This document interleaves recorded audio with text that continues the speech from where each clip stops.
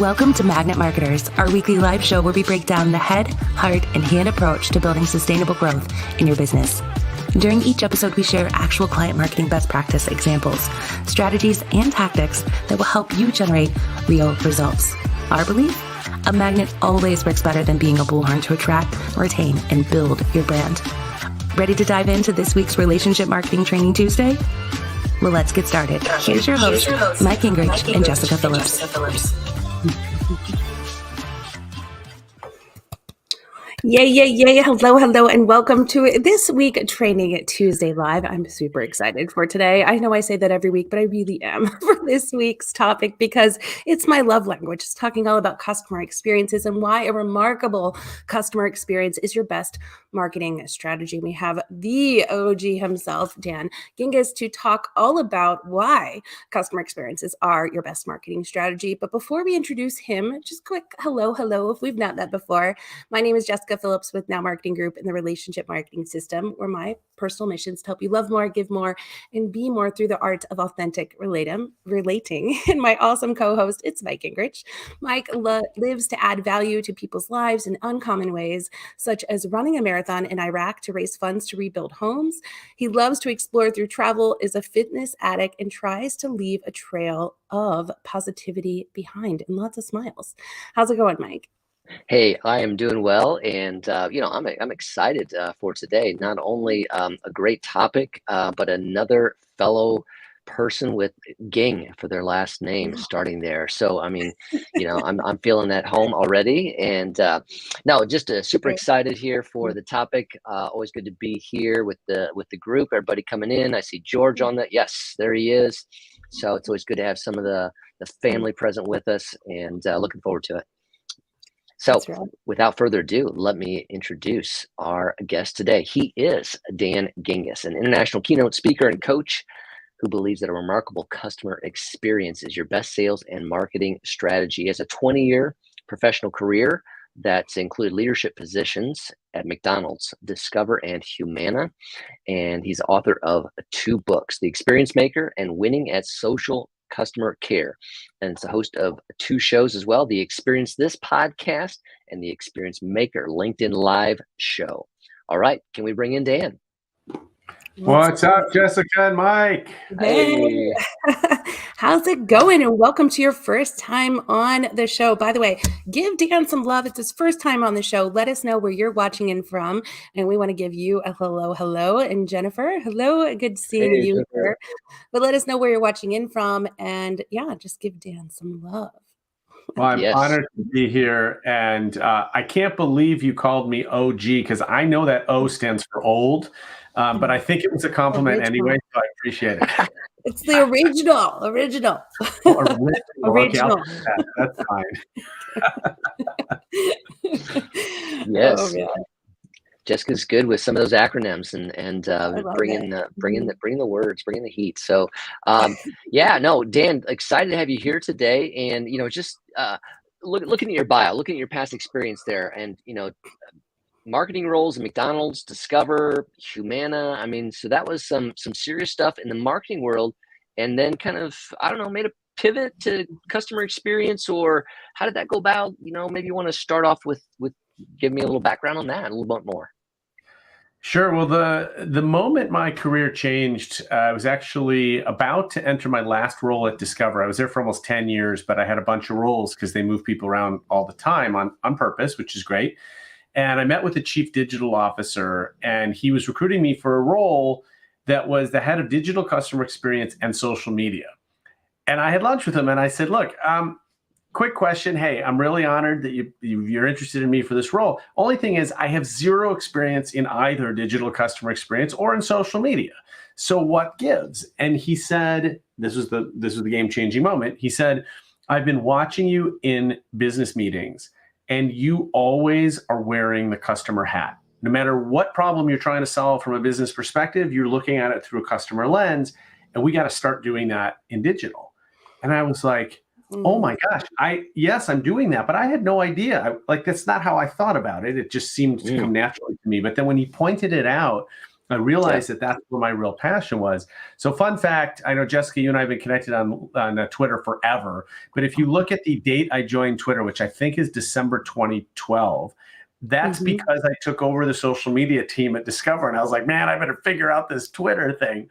So that's when they said that, though, was 2012. Like, what a visionary, though. And that gentleman needs an award, too, for just recognizing it, because the synergy between the two. Sorry.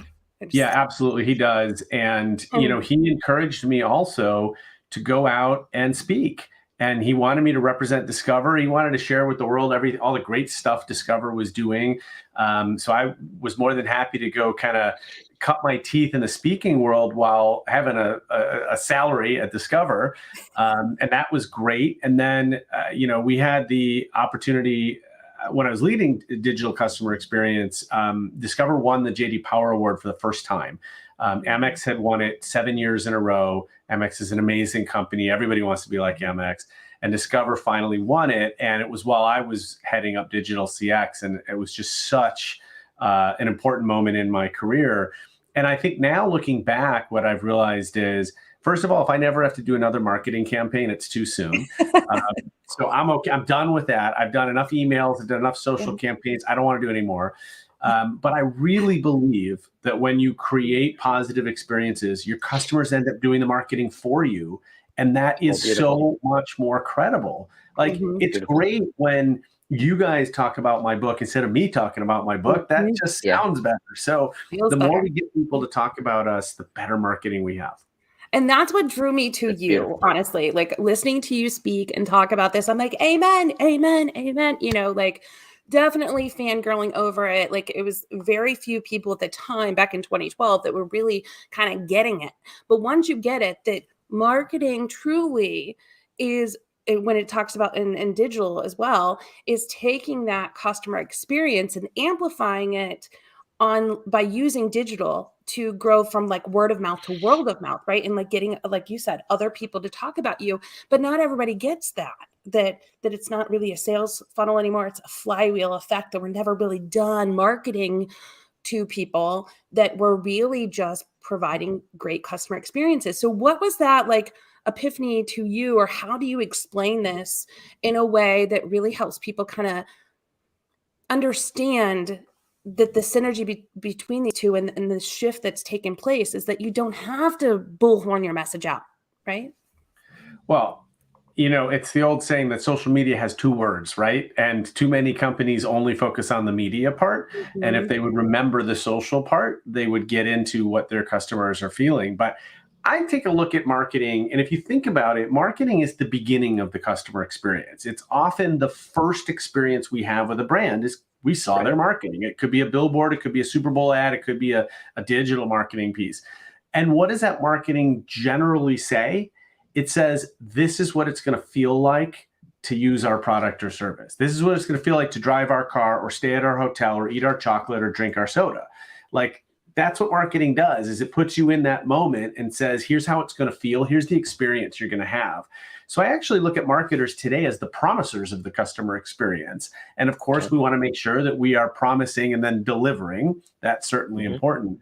But the thing that really caught me and sort of got me to frame my book and my keynote, my trainings, is a study that found that consumers are actually more willing to share positive experiences than negative ones. By far, we want to share positive experiences. The problem is that 2/3 of customers cannot remember the last time a brand exceeded their expectations.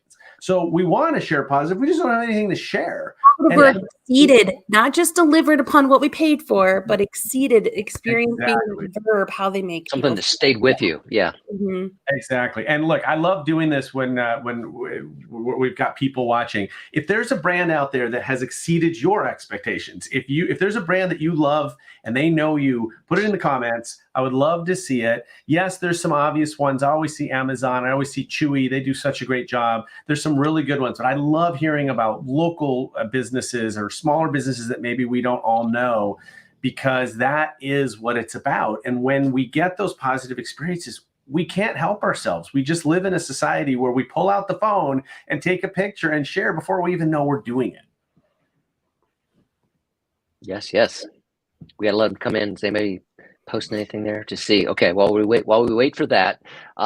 Okay, so how do you help a business think about the experience they're offering? Are there things that they should be reflecting on that starting point to evaluate, self-reflection? I think it's awesome. Number one, I just got to comment again that guy saw that in you. So, kudos to him. He was Yeah. identifying, a skill and a gift.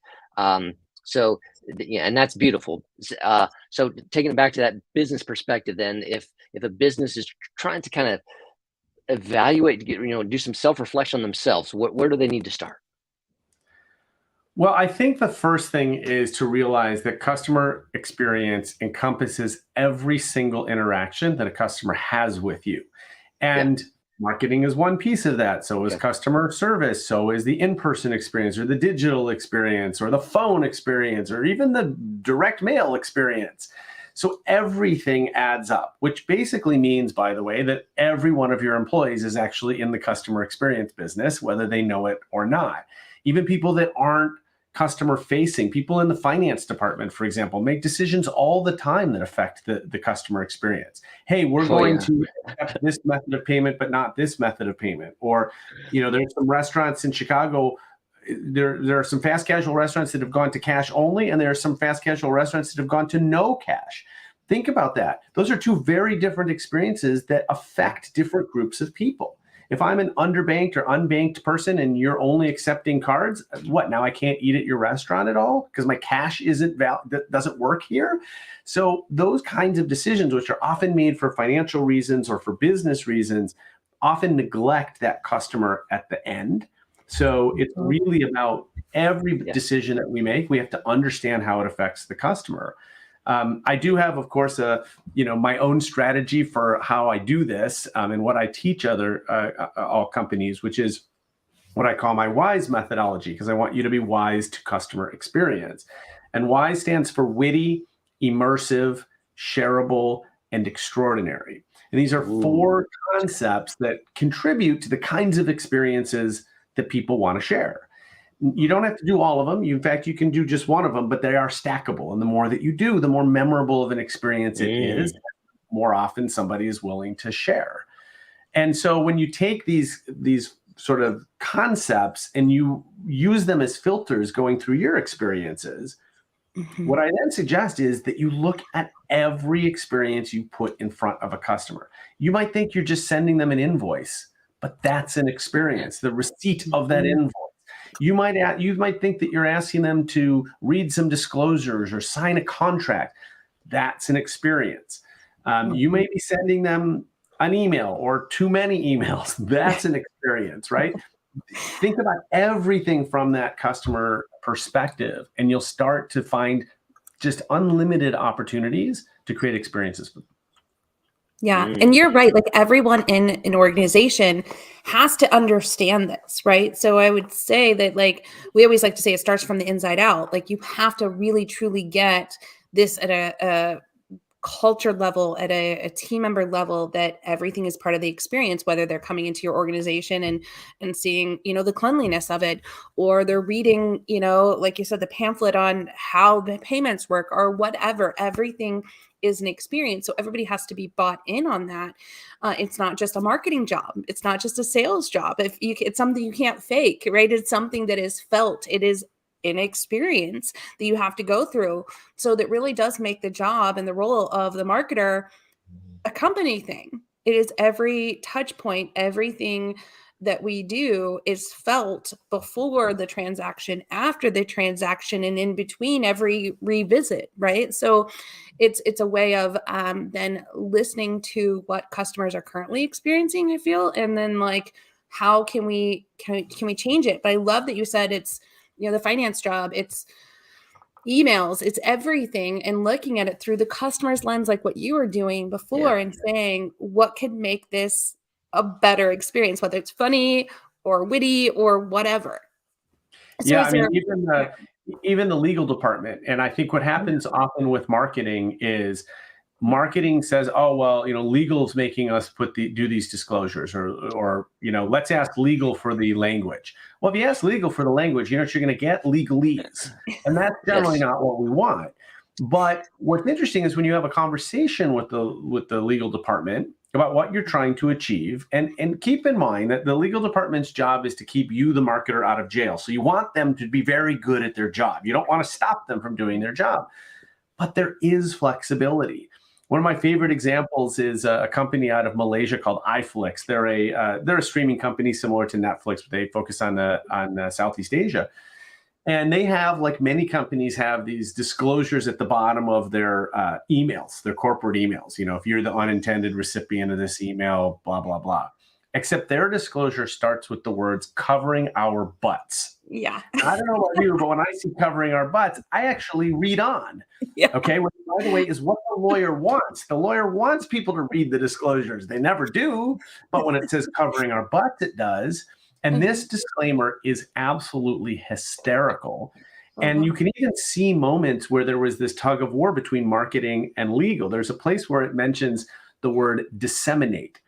And, I had this happen all the time. I worked in financial services and healthcare, right? The king and queen of industry language that no customer actually understands.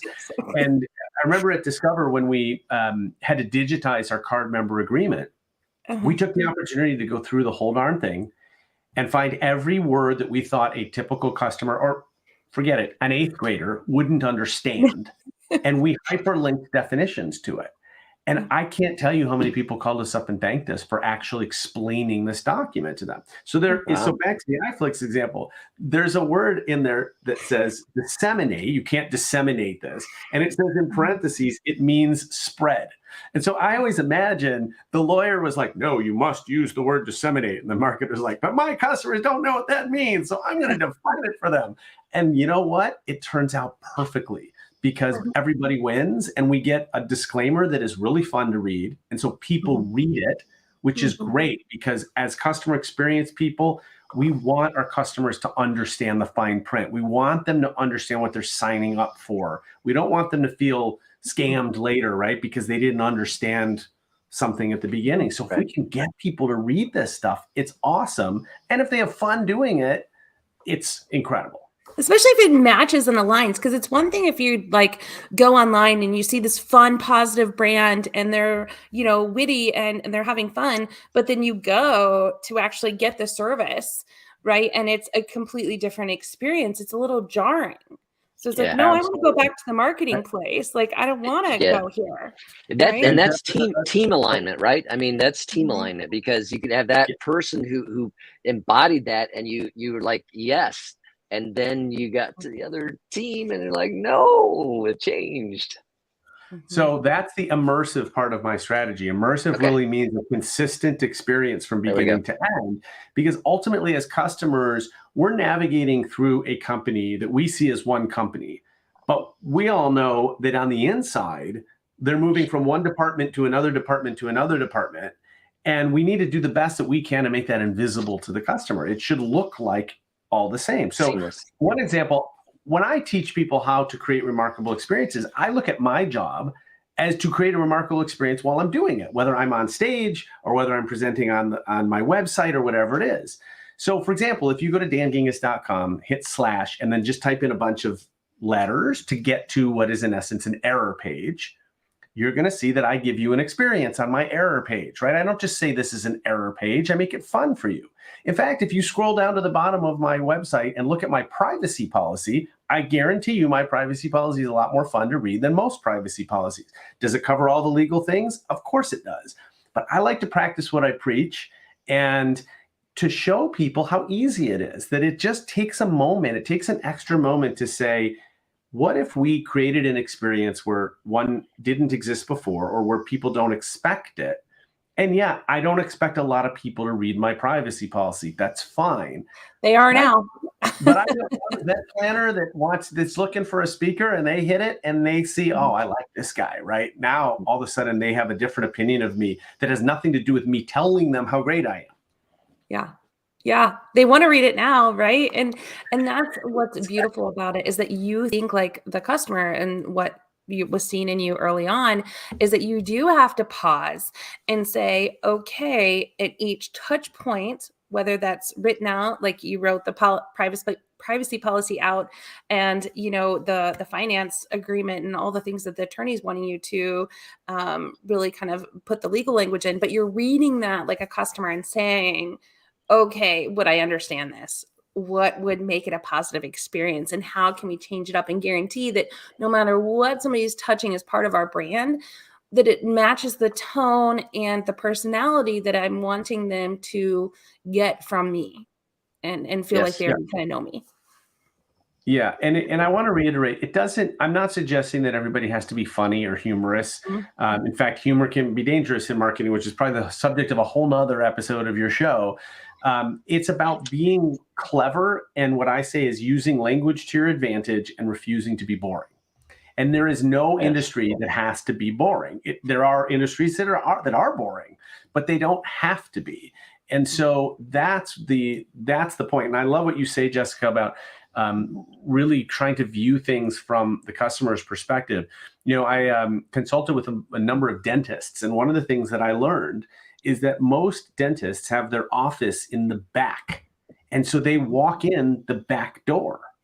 And I said, stop doing that.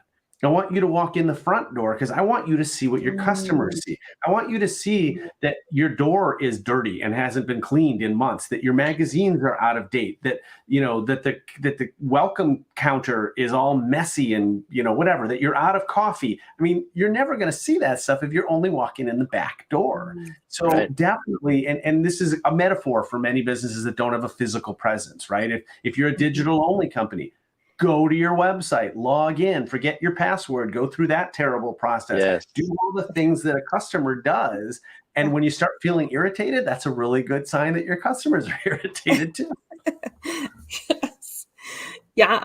Even like just doing a Google search and seeing, are my hours up to date, right? Like, is it easy to find us? Like all those things. I love that you say that on, go through the front door. Like that's what it is. And George, I love George Witcher put here, his error page is Obi-Wan saying, this is not the page you were looking for. Yeah. That's awesome. That's great. You know what? And I'm actually, I'm George, if you wouldn't mind sending that to me, I'm actually writing a blog right now about my favorite 404 error pages, and I'd love to include yours. Amazon does something amazing. If you go to a bad page on Amazon, they have a Dogs of Amazon a series, and they have hundreds of dogs that are actual Amazon employees' dogs. And so you can hit this error page over and over again and get different dogs. And then it links you to a page about why they did this and about how they're a dog-friendly culture and all this sort of thing. Do dogs and Amazon have really anything in common? Not necessarily. But man, if you're going to get to an error page and you see a cute puppy, who doesn't like that, right? So make a frustrating experience a good one, right? Yeah. Yeah, and remember that when someone hits an error page, that by definition is a bad experience. So if we can turn it around and make it positive, you'll also notice on my error page, I make sure that there is a link back to the homepage. So you want to help them out of their error situation too and get them back to safety. Like Google has the jumping one, right? Have you ever done that where it's like the game? Like it's like, I'm not mad about it. I'm going to see if I can beat my score from the last time. But, right. Jennifer says we all need to be reminded to go through the motions like a customer. Amen. Yeah, thank you, Jennifer. Thank you, Facebook user, for all the nice things that you're saying. I know you're coming up. We know who that is, right? And they're telling you, sorry, Jessika, my nickname. It's just like, okay, but write your name in there so we know who you are. I'm pretty sure it's Chris Straub because he said he was tuning in from Greenville, South Carolina. So that's gotta be. Yes, gotta be. Hey, Straub, thanks for joining us. Yeah. And George says absolutely and shares his 404 awesome. page. I'm going to write this down in real time so that I make sure to include it. WITCHER. George Witcher. Thank you, sir. /404. He's great. Yeah. So George, not George, Dan. George, thank you for sharing. But Dan, like I love your, the WISE method. So we talked about if somebody is starting this process internally as a brand and they get going, and looking at things through the lens of the customer and thinking experience, how we're making people feel, the actions and all these steps.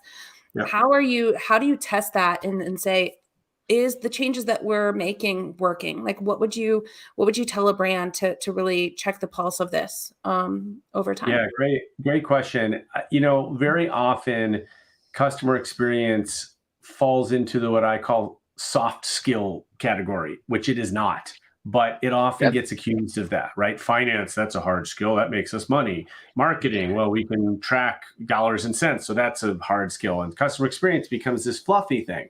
Well, it's not, because what happens when you have a great customer experience, you get more customers that spend more, stay longer, and refer their friends.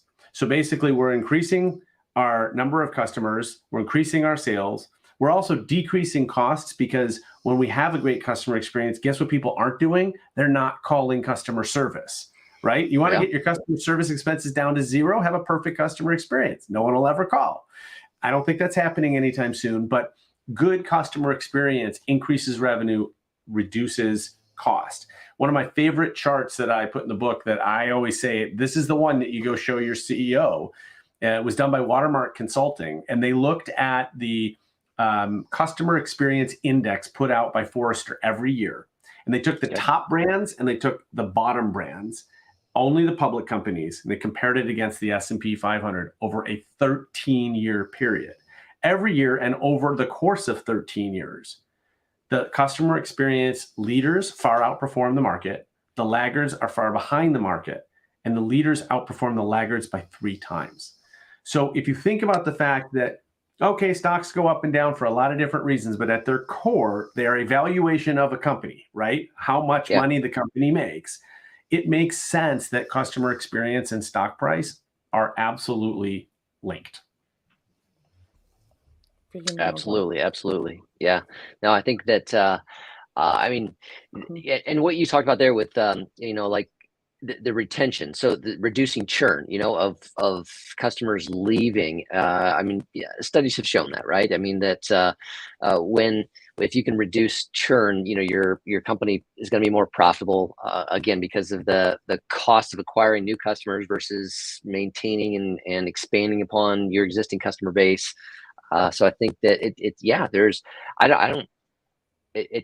totally not a soft item, but it definitely impacts bottom line productivity and profitability, I should say. I refer to that as the leaky bucket, which most companies have. And the leaky bucket are the customers that are leaving you every day, and they're not telling you why. They're the silent but deadlies, if you will. They leave. And where do you think they're going, by the way? To the competition. So it's a double loss. Yeah. You lose, your competition gains. And the worst thing is they're not saying anything. I mean, I would much prefer a customer leave me and tell me why, and then I can do something about it maybe for the next person. But every company has a leaky bucket. And the problem is we're so focused on bringing in new customers that we are not focused at all. We just lose focus on the ones that are leaving, or the ones that are here, keeping the lights on, paying our salary. And that's why one of the first places I start with people is to say, how much are we spending on sales and marketing, and how much are we spending on our current customers? Because usually that is off by orders of magnitude. And we spend all the money on bringing in new people, but then once they're there, we don't spend any money on making it a good experience to be there. Yeah. Oh, you're speaking my language here too. And that's just it. Like, once brand gets it, that like our best referral of new business is our current customers. Like, people start on Google, they do a search, they're influenced by what others are saying to understand experience is the number one deciding factor of choosing one brand or another. And who do you think is convincing people of the experience? It's other people that have had it. So that's where you need to shift your marketing focus, because then it works like a flywheel, right? And just builds a momentum to draw your customers in. I could talk about this all day with you. I have before, and we should do it again real soon. But for anyone else that's joining us and wants to dive in more and learn, find your book, because I know everybody raves about it. It's right here. Where should they find you? Yeah, The Experience Maker. Where should they check that out at? The Experience Maker is available on Amazon, Barnes & Noble, Books A Million, bulkbooks.com. If you want to buy it for the whole team, you should be able to find it. It's fairly easy. And, one thing I just want to add, Jessika, is that this also works for B2B companies. This is not just a consumer thing. I've worked for B2Bs. I've worked with B2Bs. One of the most painful things is when they're trying to get clients to do case studies or to give them testimonials. And it's like, it's just brutal, right? Because all you're doing is asking something of them. You're not giving them anything. But what if you provided such a great experience to them that they told their colleagues without you even asking? If they just help, now they become your biggest source of new sales. And so this works absolutely just as well with B2B. In fact, it's less expected in B2B, so it's more surprising, which makes it better. I'm telling you, it does work. We've never had a sales rep at Now Marketing Group. Like, this is what we live by, right? Like, this is it, the word of mouth business, and it works. I'm telling you, I will actually buy a book, Experience Maker, for one of you. Type the word recap if you're wanting it. And not only will you get a recap of this show, but you'll get a chance to win the purchase copy of the Experience Maker book, so you can apply this to your business. So type the word recap in the comments here, and it'll generate a process for you to get this blog sent right into your inbox tomorrow, as well as a chance to win the Experience Maker book. Dan, thank you so much for joining in with us today. I love it. We'll have to. Thank you. I'm just going to put a cherry on top of your offer and say that I will sign the book as well. Okay, well then make it 2, because then I want one now. Okay, you got it. No problem. Mike, we'll make it 3. All right. All right. Thanks for having me, guys. Wonderful. Really appreciate it. Thank you so Thank much. you. Thank all of you for tuning in with us today. Do share with us some of the positive experiences that you've had with a brand, whether B2B, B2C, it doesn't matter. We want to know the brands to celebrate who are doing it right. Check out Dan's book, The Experience Maker. I promise you, you will not be disappointed. He shares some great examples that will get you thinking about how you can do it in your business, your world, whatever you are doing today. But till then, join us next week, next Tuesday, 4 p.m. Eastern Standard Time, right back here for Magnet Marketers. Until then, enjoy the rest of your week, everyone. See you later. Be wise, folks. Be wise. Wise. Definitely. Words of wisdom.